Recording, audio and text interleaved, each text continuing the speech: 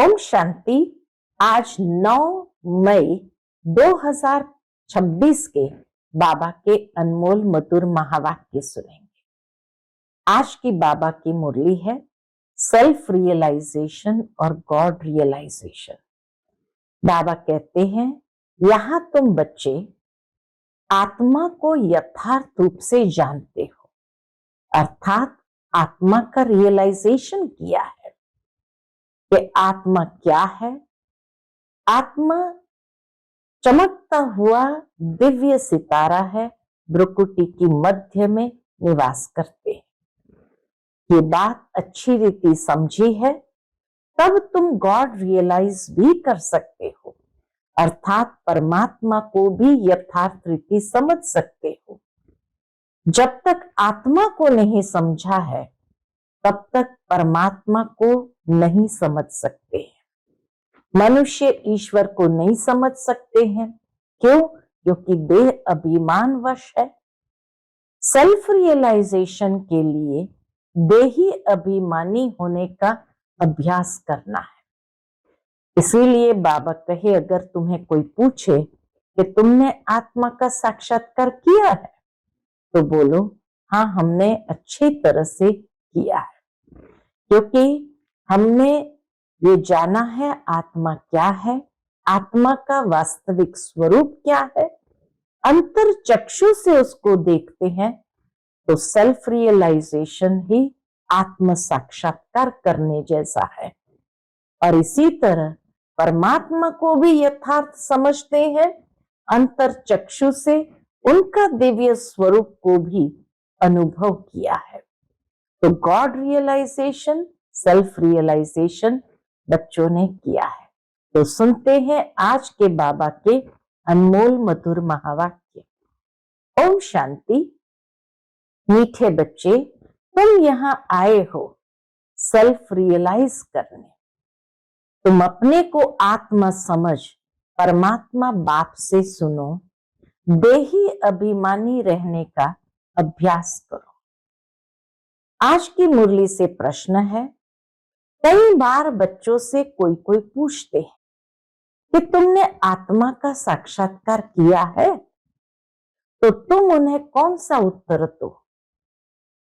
उत्तर है, बोलो हाँ, हमने आत्मा का साक्षात्कार किया है।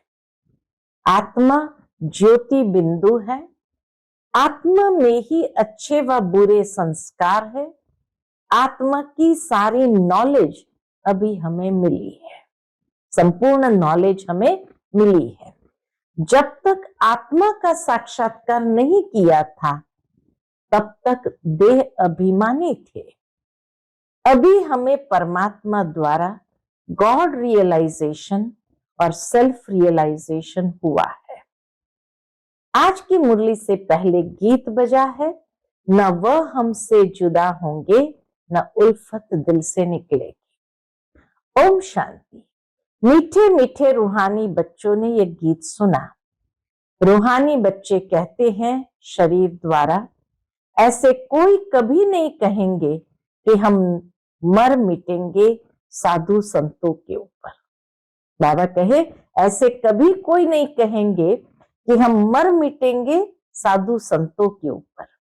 बच्चे जानते हैं हमको उनके साथ जाना है, हमको परमात्मा बाप के साथ जाना है। ये शरीर छोड़ देना है, इसलिए कहते हैं ये शरीर छोड़ करके हम चले जाएंगे बाप के साथ। बाप आए ही है साथ ले जाने। ये बहुत समझ की बात है। बच्चे बुलाते हैं, हम पतितों को आकर पावन बनाओ। फिर क्या करूं? पावन बनाकर फिर क्या करूं? बाबा कहते हैं यहां तो नहीं छोड़ जाएंगे, पावन बनाकर यहां तो नहीं छोड़ जाएंगे। ये सारी दुनिया पतित है। इस पतित दुनिया से पावन दुनिया में ले जाने के लिए बाप आए हैं। हम आत्माओं को साथ ले जाएंगे। ये सारी दुनिया विश्वास है, यह भी तुम जानते हो। तुम किसको विकारी पतित कहेंगे तो भी बिगड़ पड़ेंगे। मनुष्य को समझाना बड़ा युक्ति से है। महिमा करनी है एक बाप की। अभी तुम बच्चों को नॉलेज मिली है, बड़ी समझ से बात करनी है। कहाँ देखते हो, प्रश्न उत्तर करते हैं तो बोलो हम अभी कच्चे हैं, बड़ी बहन आकर रिस्पॉन्ड देंगी। तुम कहती हो, शिव बाबा समझाते हैं। भगवान वाच, मनुष्य सब पतित है। पतित तो भगवान हो नहीं सकता। पतित पावन को बुलाते हैं क्योंकि पतित है। देहधारियों को भगवान नहीं कह सकते। भगवान निराकार शिव को कहा जाता है। शिव के मंदिर भी बहुत है। पहले पहले जब एक बात को समझ लेवे तब ठहर सकेंगे। पहले पहले बताओ कि शिव भगवान वाच। शिव बाबा कहते हैं कि माम एकम याद करो। उनको अपना शरीर है नहीं। ब्रह्मा विष्णु शंकर को भी अपना सूक्ष्म शरीर है। देखने में आता है, ये तो देखने में ही नहीं आता है। शिव बाबा तो देखने में ही नहीं आता है। उनको कहा ही जाता है परम पिता परमात्मा। तुम भी कहेंगे हम आत्मा एक शरीर छोड़ दूसरा लेता हूं। तुमने अपनी आत्मा का साक्षात्कार किया है। भक्ति मार्ग में साक्षात्कार के लिए नौधा भक्ति करते हैं, परंतु भक्ति करने वालों ने कब साक्षात्कार नहीं किया है। वह क्या चीज है? परमात्मा का साक्षात्कार नहीं किया है, वह क्या चीज है? ये बिल्कुल नहीं जानते हैं। सिर्फ कहते हैं वह निराकार है। बातचीत तो आत्मा करती है, संस्कार भी आत्मा में रहते हैं। आत्मा निकल जाती है तो न आत्मा न शरीर बात कर सकते हैं।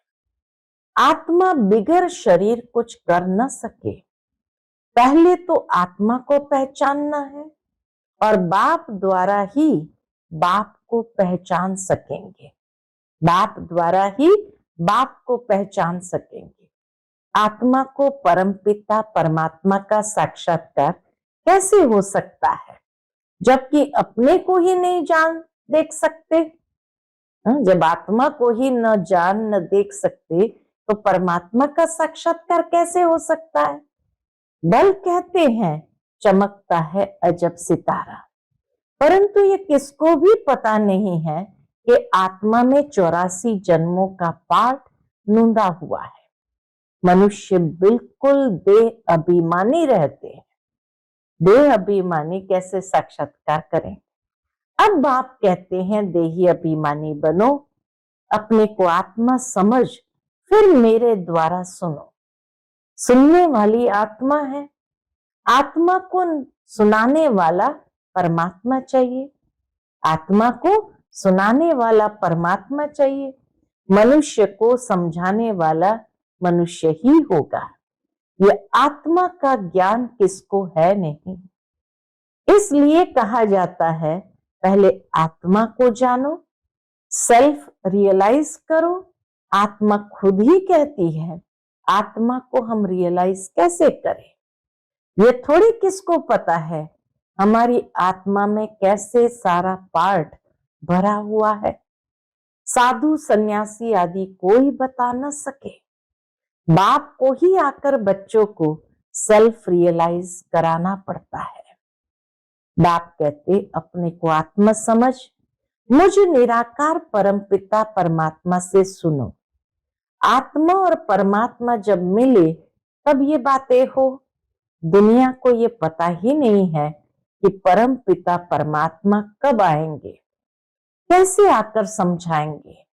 न जानने के कारण मतभेद में आ जाते हैं। उन सब का मदार है शास्त्रों पर। दुनिया के लोगों का मदार है शास्त्रों पर। बाप कहते हैं उनसे न तुम मुझे रियलाइज कर सकेंगे न अपने को रियलाइज कर सकेंगे। वह तो कह देते आत्मा सो परमात्मा। ऐसे कहने से क्या होता? हमको पतित से पावन कौन बनाएंगे? त्रिकालदर्शी कौन बनाएंगे? कोई भी आत्मा और परमात्मा का ज्ञान तो दे नहीं सकते। इसीलिए तुम कहते हो जो आत्माएं अपने बाप को नहीं जानती है वह नास्तिक है। वो फिर कह देते हैं कि जो भक्ति नहीं करते हैं वह नास्तिक है। हम कहते जो बाप को नहीं जानते वो नास्तिक है, वो कहते जो भक्ति नहीं करते वो नास्तिक है।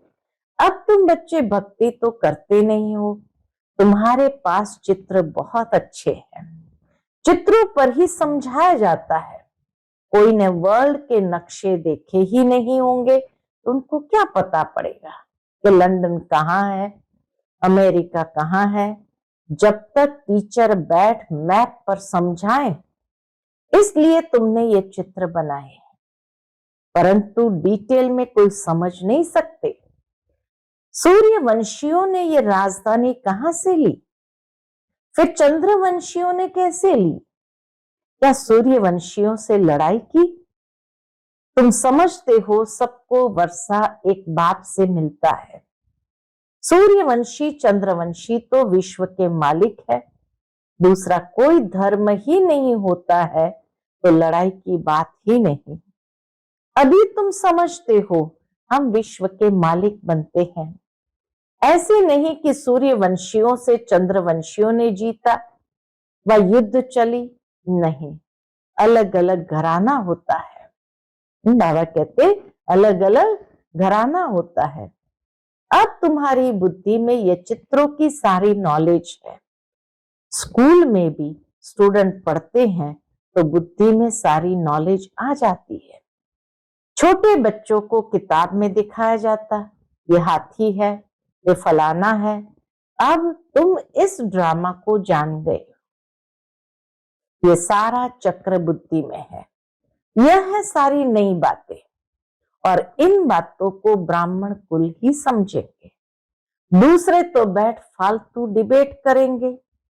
ऐसे भी नहीं सबको इकट्ठा समझाया जा सकता है, नहीं, अलग अलग समझाना होता है। कायदा भी है, पहले बाप को आत्मा को समझे, फिर क्लास में बैठे तो समझेंगे, नहीं तो समझ नहीं सकते हैं। पहले बाप को समझे, आत्मा को समझे, फिर क्लास में बैठे तो आगे की बातें समझेंगे, नहीं तो समझ ही नहीं सकेंगे। संशय उठाते ही रहेंगे। तुमको समझाना है भगवान एक ही है, वह ऊंचते ऊंच है। देवताओं को भी भगवान नहीं कह सकते। आत्मा का भी ज्ञान अब तुमको मिला है। कर्म का फल आत्मा ही भोगती है, संस्कार आत्मा में ही रहते हैं। आत्मा सुनती है इन ऑर्गन्स द्वारा। भगवान बाप एक है, वर्षा उनसे मिलता है। बाप ने समझाया है तुम अपने को आत्मनिश्चय करो और बाप से बुद्धि योग लगाओ।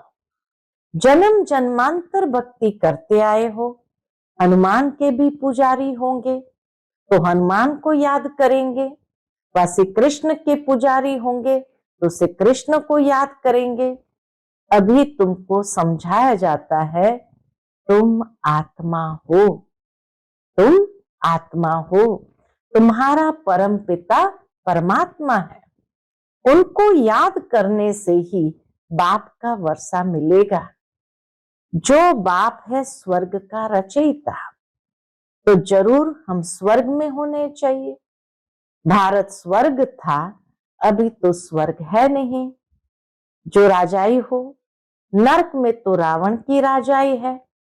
हमारी राजधानी कैसे चली फिर नीचे उतरे कुछ भी नहीं जानते। मनुष्य कुछ भी नहीं जानते। अभी तुम जानते, पुनर्जन्म लेते लेते हमको नीचे उतरना ही है। अब फिर बाप कहते मुझे याद करो तो तुम पावन बनेंगे, स्वर्ग का वर्षा मिलेगा। हम बाप के बनते हैं तो बाप का वर्षा मिलता है, परंतु जब तक तमो प्रदान से सतो प्रदान न बने, योग से पावन न बने, तब तक वर्षा मिल न सके। बाप कहते मुझे याद करने से तुम्हारे विकर्म विनाश होंगे, विकर्माजीत बनेंगे, ये गारंटी है। समझानी देनी पड़ती है, कोई समझेंगे, कोई तेज बुद्धि वाले होते तो शोर मचाने लगते हैं, कोई न कोई विघ्न डालने वाले निकल पड़ते। बाबा कहते कोई न कोई विघ्न डालने वाले निकल पड़ते। कोई हंगामा करे तो बोलना चाहिए, एकांत में आकर समझो, यहाँ का कायदा है। उनको समझाओ, यहाँ का कायदा है, 7 रोज भट्ठी में रहकर समझना, क्योंकि यह ज्ञान नया होने के कारण मनुष्य मूंझते हैं। कोई भी पहले नया सेंटर खुलता है तो उसमें होशियार होने चाहिए जो सबको समझा सके। भगवान तो सबका एक है, भगवान तो सबका एक है, सब आत्माएं भाई भाई है, परमात्मा सबका बाप है। पुकारते हैं पतित पावन आओ तो जरूर वह पावन है, वह कभी पतित होते नहीं, बाप ही आकर पतितों को पावन बनाएंगे। सतयुग में सब है पावन और कलयुग में है सब पतित। पतित बहुत होते हैं, पावन थोड़े होते हैं। सतयुग में सब तो नहीं जाएंगे, जो पतित से पावन बनते हैं वही पावन दुनिया में जाते हैं, बाकी सब निर्वाण दुनिया में चले जाएंगे। यह भी जानते हैं सारी दुनिया आकर मत नहीं लेंगी, यह मुश्किल है जो तुम सारी दुनिया को मत दो। अभी सबका कयामत का समय है, विनाश सबका होना है। समझाने की बड़ी युक्ति चाहिए, जो शांति से बैठ सुने, डिस्टर्बेंस न करे। बाबा कहे समझाने की बड़ी युक्ति चाहिए, जो शांति से बैठ सुने, डिस्टर्बेंस न करे। पहले पहले तो बाप का परिचय देना है। शिव बाबा ही पतित पावन ठहरा, वही समझाते हैं। गीता में भी अक्षर मशहूर है, गीता में भी अक्षर मशहूर है। पतित पावन बाप ही कहते हैं कि मुझे याद करो तो तुम्हारे विकर्म विनाश होंगे। गीता से ही यह अक्षर ताल्लुक रखते हैं। शिव बाबा ने कहा है मुझे याद करो, शिव बाबा ने कहा है मुझे याद करो, मैं सर्वशक्तिमान पतित पावन हूं, गीता ज्ञान दाता, ज्ञान का सागर हूं। गीता के अक्षर तो है ना, सिर्फ वह कहते हैं श्री कृष्ण भगवान वाच, तुम कहते हो शिव भगवान वाच।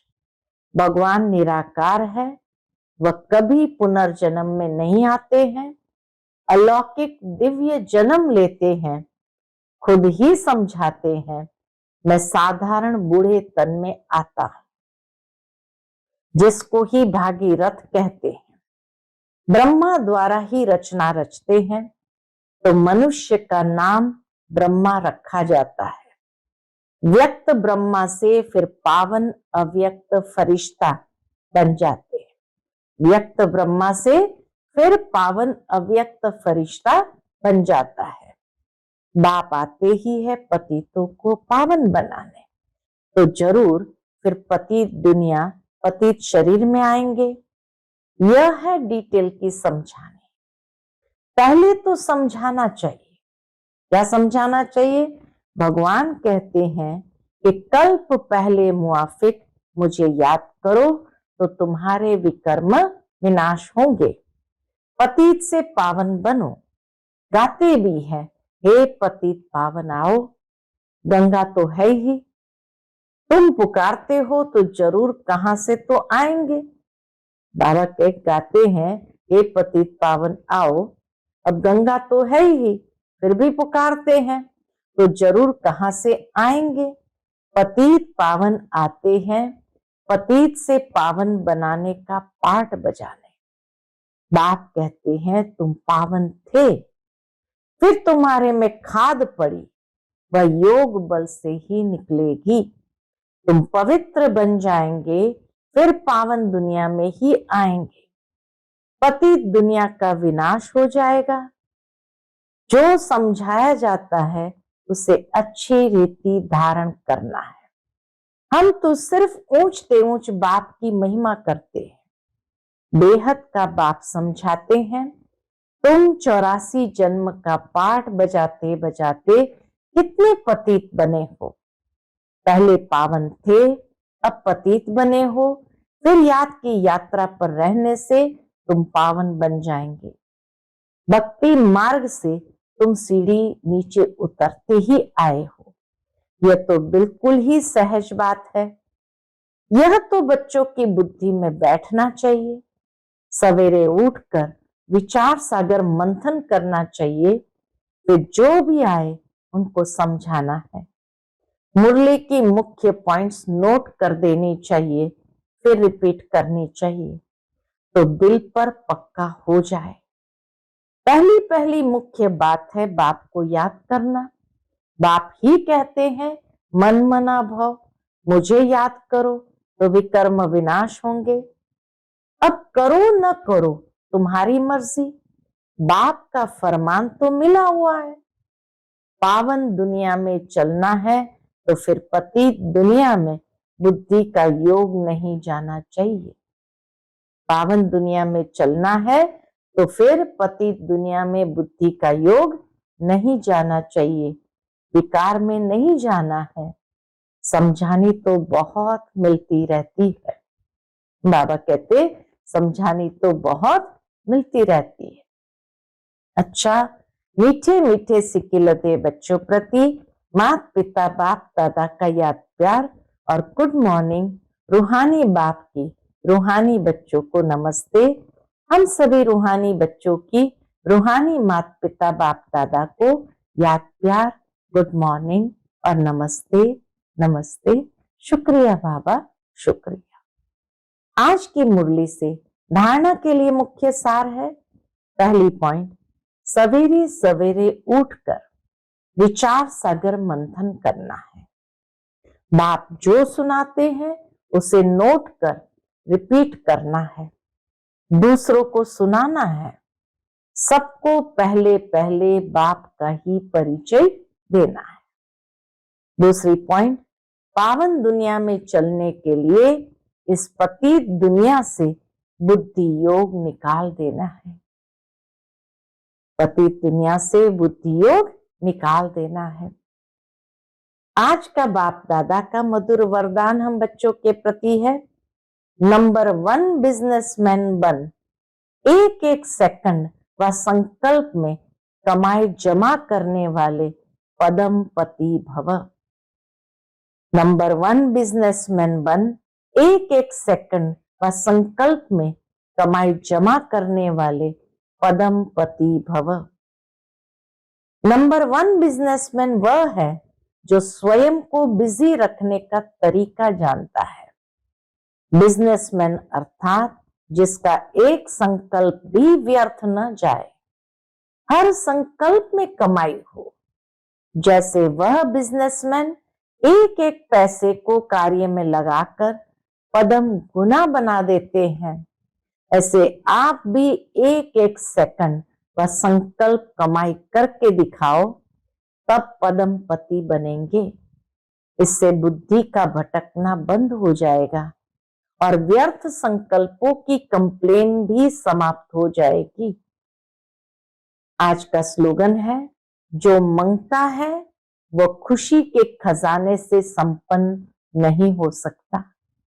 जो मांगता है वह खुशी के खजाने से संपन्न नहीं हो सकता। आज का व्यक्त इशारा है, सदा अचल अडोल एक रस स्थिति का अनुभव करो। उसके अंतर्गत बाबा कहते हैं, सदा मास्टर सर्वशक्तिवान की सीट पर सेट रहने वाले ही अचल अडोल रहते हैं। बाप दादा कहते हैं, बच्चे शरीर भी चला जाए लेकिन आपकी खुशी नहीं जाए। पैसा तो उसके आगे कुछ भी नहीं है। जिनके पास खुशी का खजाना है उसके आगे कोई बड़ी बात नहीं, और सदा सहयोगी सेवाधारी बच्चों के साथ बाप दादा रहते हैं, इसलिए घबराने की कोई बात नहीं। जिनके पास खुशी का खजाना है उनके आगे कोई बड़ी बात नहीं है, और सदा सहयोगी सेवाधारी बच्चों के साथ बाप दादा रहते हैं, इसलिए घबराने की कोई बात नहीं है। अच्छा, ओम शांति।